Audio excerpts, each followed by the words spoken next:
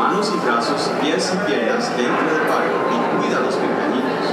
A manera de recordatorio, no tomar fotos con flash y luz de video antes de llegar a Ninardeo.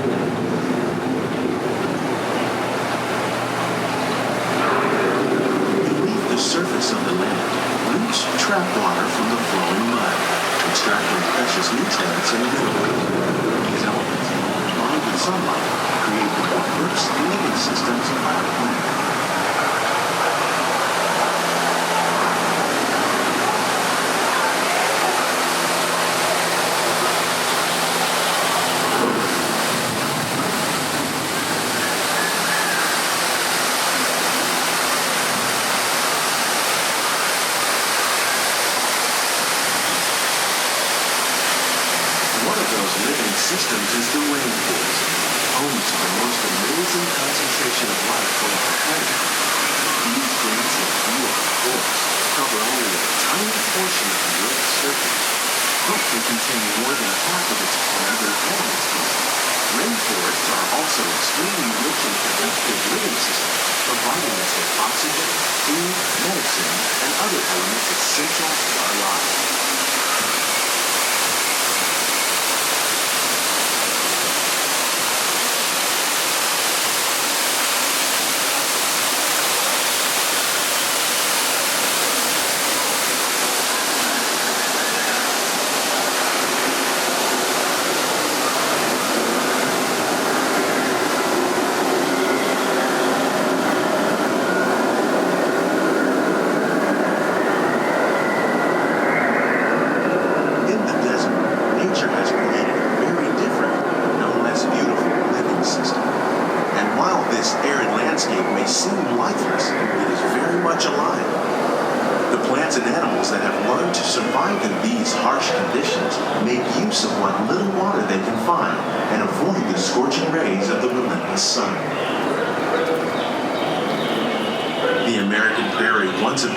Desolate as the desert, but over time, rainwater and nutrients gradually penetrated the hard surface of this land. Even the hooves of the mighty buffalo helped create the rich soil and one day become home to the American farm.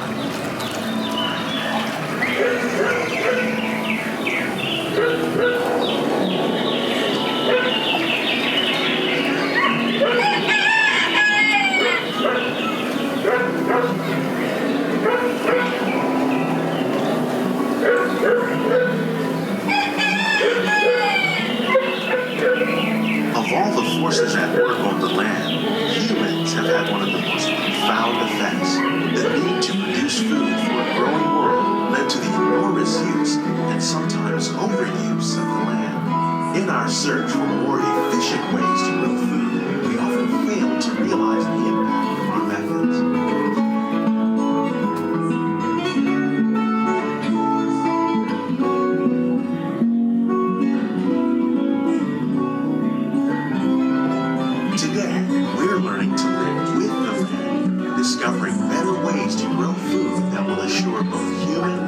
Environmental well-being.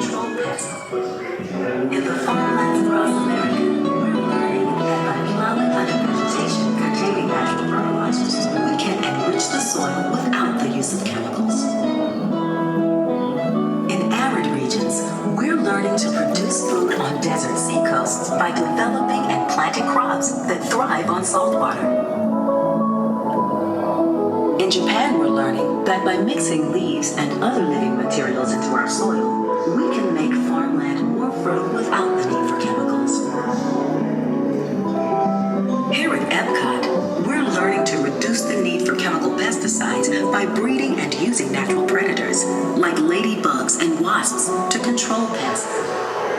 In the farmlands across America, we're learning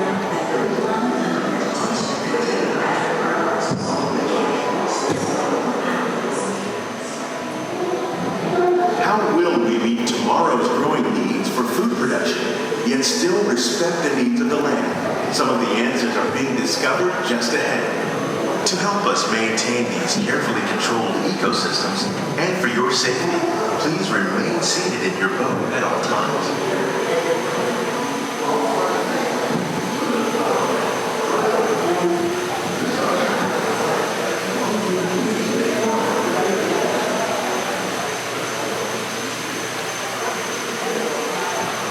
Welcome to our living laboratory, where scientists from EPCOT and the U.S. Department of Agriculture are exploring innovative ways to produce bountiful harvests.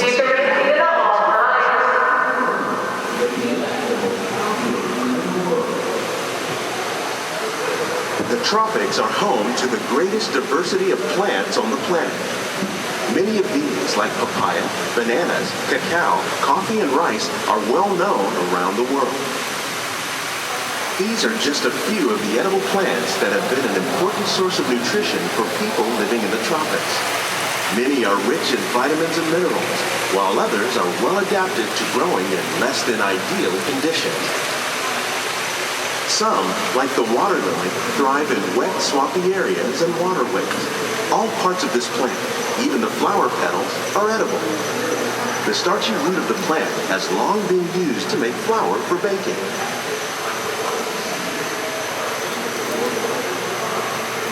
One day, many of these lesser-known tropical plants may be as important as the bananas growing on both sides of the boat. More than 28 million tons of bananas are eaten annually, making it the most popular fruit in the world.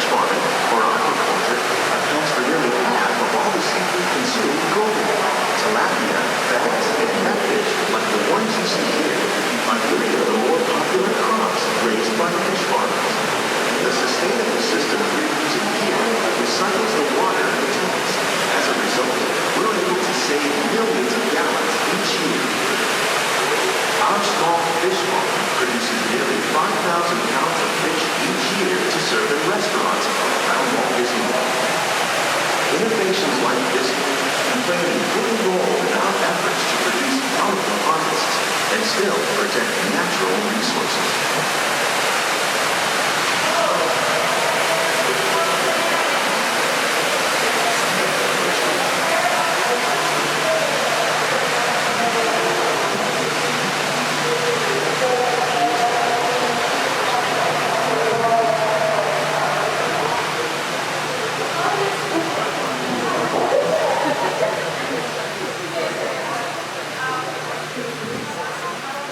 While there are more than 50,000 edible plant species in the world, most of us are only familiar with the handful that make up our everyday diet.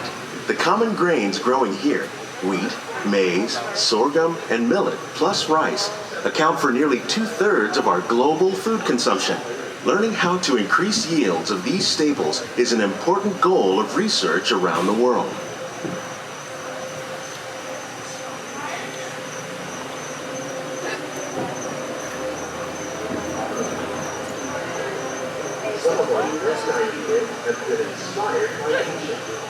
These plants are definitely on their way up.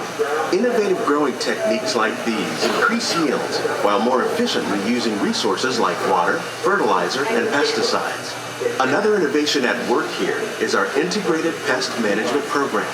By populating our greenhouses with beneficial insects that prey on harmful pests, like aphids and flies, we are significantly reducing our reliance on conventional pesticides. We're growing these crops using our nutrient film system.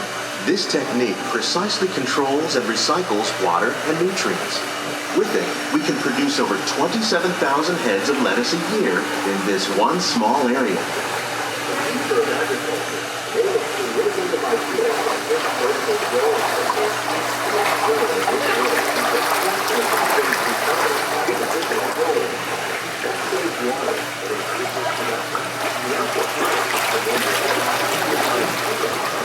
Some of our best ideas have been inspired by nature, like these fruit and vegetable trees.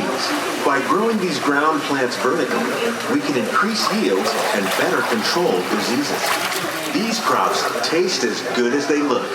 In fact, we serve more than 15 tons of produce from our greenhouses in restaurants here at the land every year.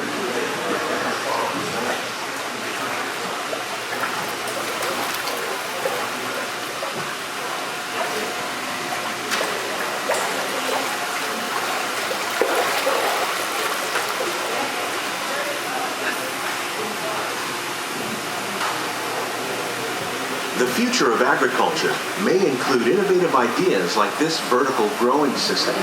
Plants grown in this way use a fraction of the space required by traditional growing methods. That saves water and increases production. The aquaponics system on your left combines hydroponics with aquaculture. The fish provide a natural source of fertilizer for the plants, and the plants help keep the water clean for the fish. It's another great way to produce more while using less. In our lab, EPCOT scientists are working with the U.S. Department of Agriculture on a number of innovative projects. The goal of these efforts is to produce higher yielding and better quality plants. On behalf of all busy workers, we hope you enjoy this unique journey through our native laboratory.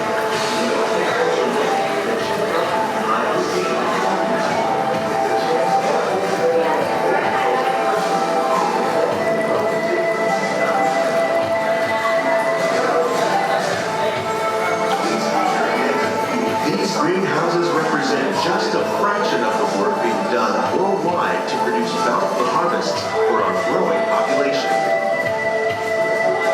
Scientists, farmers, and even backyard gardeners are doing their part to improve the quantity and quality of foods that we all rely upon.